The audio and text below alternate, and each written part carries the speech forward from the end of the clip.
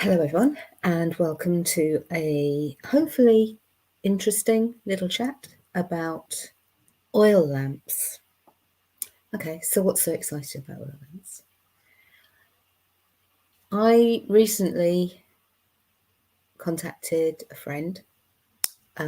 She's got her own little business, it's called In Her Flow, and said that I was interested in getting some of she's a holistic therapist. So I was interested in getting some of her anointing oils and balms because I wanted to do a little bit more self-care. I knew that I had been neglecting myself. So I like using oils. I like using balms. I usually make my own, but I thought I'm going to treat myself.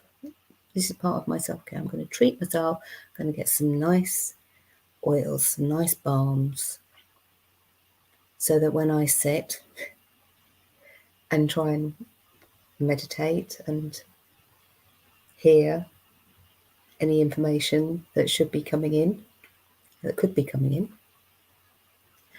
I can anoint myself. So my anointing is my forehead, my throat, and my heart. I know some people also do their womb space, some people do their feet, some people do their hands. For me, it's my forehead, my throat, and my heart. As part of that package, she sent me this little oil bag. See? Little oil bag. With some wicks. So I'll show you the wicks that came. So there's this one, which is just cotton fibre, and you twist it so that and then you can curl it up and stick it over the edge of the little spouty bit, and that's the bit that you light when you've got the oil in there. Obviously, the way I'm moving this around, I haven't got the oil in there at the moment.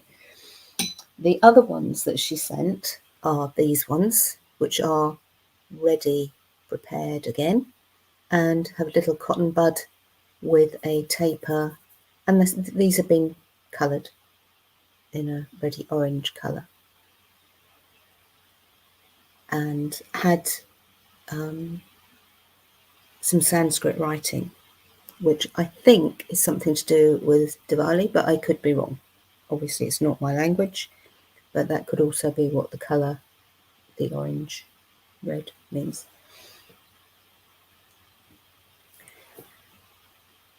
Okay, why am I talking to you about this? Because it got me thinking. And it sent me down a rabbit hole, which is why I thought I'd just share it, because if it sent me down a rabbit hole, there's likely to be other people that like to go off down rabbit holes. So I decided to investigate oil lamps and their history and how they've been used. We have a lot of information from some cultures, because those cultures you have used writing for centuries, thousands of years. So the Hindu culture and religion use oil lamps. They use them daily, as well as in their big celebrations. They are used daily as part of their daily puja, their daily prayers and devotions. Muslims use oil lamps. Mostly from what I could gather, I couldn't find anything about individual devotional daily practices. That's not to say that wasn't there in the past. I just couldn't find anything about it now. Most of what I found was about in the mosques, synagogues, the Jews, again, in their daily practice. And definitely they're weekly on the Friday evening into the Saturday. Their daily, their home celebrations are to do with oil lamps. They moved on to candles to a certain extent, but there were oil lamps mentioned. Oil lamps were mentioned throughout the Bible. They're mentioned in the Torah. They're there. Do we have anything in the West? Well, now that you say that, no, because our ancestors didn't write things down. It was a verbal tradition, so things got handed on verbally. The Norse had their runic alphabet and the Irish had the Ogham alphabet, but most of those were used not to write down normal, mundane things. They were used as markers and boundary markers and to acknowledge something that was happening or had happened or an area, etc. So, no, we haven't got any real evidence from way back. Until you start looking at archaeology, and then you start to find some very interesting things. In that we have traded across the world for thousands of years. The more the archaeologists have dug and found, we've found things that were from Ukraine, the Baltic, India, China, that were never even thought of coming to this country or this area. But then when you actually look at what the world was like back then, the water level was lower. You could, in even if there was water, you could probably wade across it. And a lot of the area, like the Dogger Bank, was actually land mass that has since been covered with water. But there were ways to get across most of the land masses. I couldn't find anything about Native American Indians. I apologise if there is stuff out there. I apologise I haven't found it. What I did find was that the Inuit did and still do have seal oil lamps. This was where I really started, because by then my brain had started going off into, okay, so you've got clay and you've got brass and you've got silver. Why not a natural? Why wouldn't somebody pick up a rock and think, oh, that's a handy shape, or a seashell? The Inuit used rocks. Specifically, they tried to choose ones that were hollow or that were shaped in some way. So yes, that was like, oh yes, so there was somebody else out there that was doing what my brain was heading off into. So that was interesting. So why am I talking about them now? As I said, because candles are lovely. However, they're not always ecologically friendly. They can certainly give off some noxious bits and pieces that, if you are like me and like that ambient glow, even now that the nights are getting a little bit darker, now that we're heading into autumn, that warmth that you get from that little flame is evocative to a lot of people, and it's just nice to have that flame. But because candles are not always ethically made, do contain some strange things sometimes, and do give off noxious things sometimes, you can't always burn them. And yes, there are the electronic versions, which are very good now. Even their little flamey bit flickers, so it does look like it's a flame. It's not quite the same. So I had been thinking of other options. I've got another blog out there that's on perpetual oil burner, but that's done with actual paraffin oil. And again, they give off fumes, even the ones that have been denatured and de-everythinged, so that they have virtually no smell. They still give off something into the atmosphere, which you don't want to be breathing in all the time. So when I saw this and started looking, my little brain was going ping, ping, ping, ping, ping, as it does, because that's me. So I have my little brass burner, as you can see. What have I done in the meantime? So, being the sort of person that I am, and my colleagues at KW will vouch for this, rocks just sort of leap out at me, and sometimes they are just with me whilst I'm on that particular walk. Others of them I will try to put down, and it'll be like they're stuck to my hand. They're not going anywhere. Thank you very much. We're staying with you. You're taking us home. You haven't got a choice. One such pebble was this. Now this I cannot has been with me for years. I cannot even remember now where this one was originally located. It has been sitting on my Ellen altar for years. 4 years. And I knew that it was there for a reason. I didn't know what the reason was until I started doing this research. I now know what this pebble is going to be for. It is going to be for an oil burner. Another idea that I came up with, a seashell. Doesn't have to be deep. Depends on how much oil you want to burn at a time, which I will come to. And this one has got quite a nice depth to it.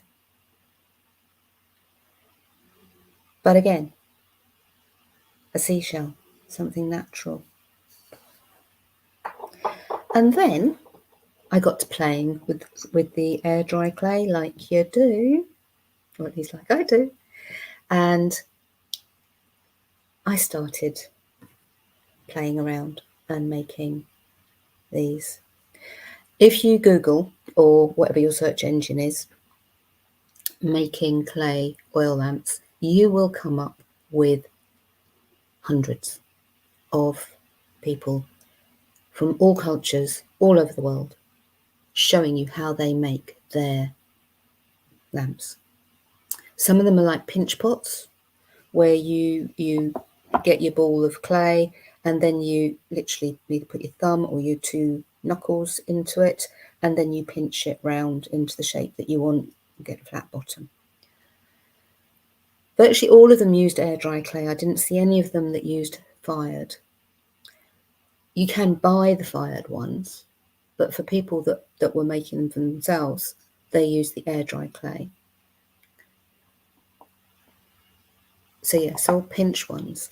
These, I was intrigued. That's why one of the reasons why I made these, because I'd never seen it done that way. I'd seen the pinch ones before, but there was one particular lady who showed getting your ball of clay, warming it up, getting it nice and round, and then rolling it out, and then getting either a small glass or a small container, draping that rolled out bit of clay over the top, and then shaping it into the circle.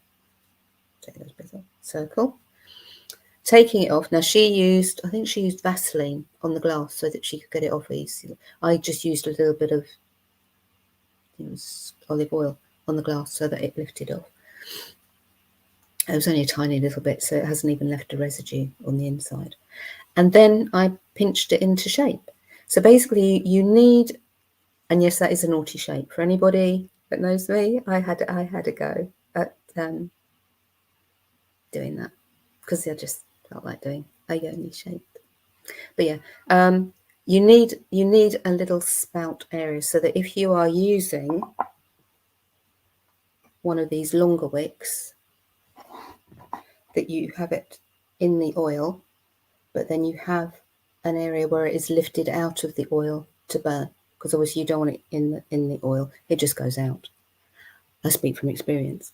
That's even on my little brass one where I overfilled it. So you need the wick up and out. And back to why it's magical, because these ones, here's the other one, yes, very similar in shape, but not quite. I'm happier with that one. They're both similar, but yeah. Paint them. You can paint them. That's what this several of the films showed. You paint them and then varnish them. So you can paint them in a colour that's appropriate to whatever your intention is.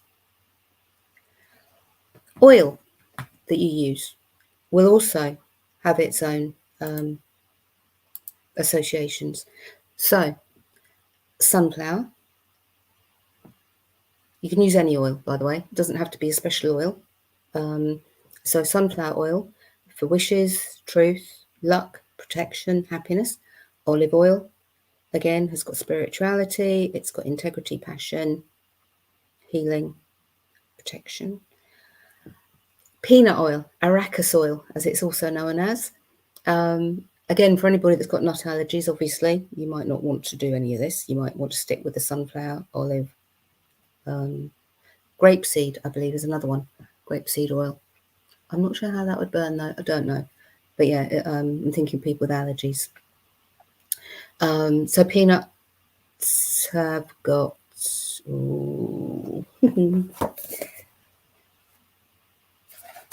Excuse me while I just confirm that I am not talking out of the top of my head. No, that's fine. Passion, strength and prosperity. Almond oil, love, prosperity, psychic powers, passion.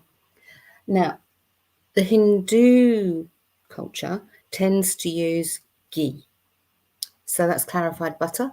So if you use butter or ghee, obviously you'd melt it first, and then you'd get either one of these little ready-made jobbies, or the other thing that I saw, which I will just share, normal cotton wool ball. Everyday normal cotton wool ball. And you pull up a bit, and then you start twisting. And twisting and twisting until you get... This is so that you can have it lit for longer because it's larger than those little ones. But yeah, and you twist and you twist and you keep twisting until this bit is as tight as you can get it. The tighter it is, the longer it'll burn for, and the less burny bit, smoky bit you'll get. So yeah, you need to get this bit really, really tight. Obviously, I'm not going to sit here and do that in front of you because it takes a little bit of time. But yeah, just normal cotton wool ball, get you and twist. Melt your butter or your ghee, put that bit in, let it soak up, take it out, let it dry. Not dry, solidify. Sorry, solidify. I'm assuming you could do that, put it on a plate and put it in the fridge. But then you can make up several and just keep them in the fridge, I think. Google, have a search for yourself. But yeah, that's what I tend to do. I tend to do several. Melt, soak, solidify, not dry, solidify, and keep them in the fridge for future use.